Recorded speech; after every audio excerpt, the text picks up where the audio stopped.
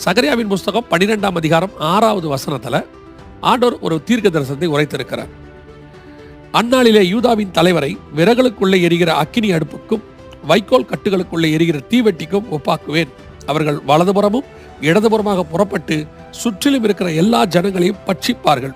எருசலேம் திரும்பவும் தன் ஸ்தானமாகிய எருசலேமிலே குடியேற்றப்பட்டிருக்கும். ட்ரம்ப் வந்தபோது எருசலேம் அனௌன்ஸ் பண்ணப்பட்டது தலைநகராக, அதாவது அபிஷியலாக சொல்லப்பட்டது. இன்னும் தலைநகரக்கூடியதான எதுவும் அங்கே தொடங்கப்படவில்லை. தலைநகரம் சொல்லியாச்சு, அனௌன்ஸ் பண்ணியாச்சு, அதான் தலைநகரம் தான். ஆனா பார்த்தா டெல் அவிவும் இருக்கு, அட்மினிஸ்ட்ரேஷன்ல இன்னும் அங்கதான் இருக்கு. இப்போ இந்த யுத்தத்துல டெல் அவிவ் மிகப்பெரியதான பாதிப்பை சந்திக்குது. அடுத்து ஜெருசலேம் தலைநகராக மாறும். அதாவது அபிஷியலாக மட்டும் இல்ல, எல்லா விதத்திலும் எருசலேம் மட்டும் தான் தலைநகராக இருக்கும். இப்போ அதுக்கு முன்னாடி நடக்க வேண்டிய வசனம் தான் இது. ஏன்னா இதெல்லாம் முடிஞ்ச பிறகு எருசலேம் திரும்பவும் தன் ஸ்தானமாக எருசலேமிலே குடியேற்றப்பட்டிருக்கும்.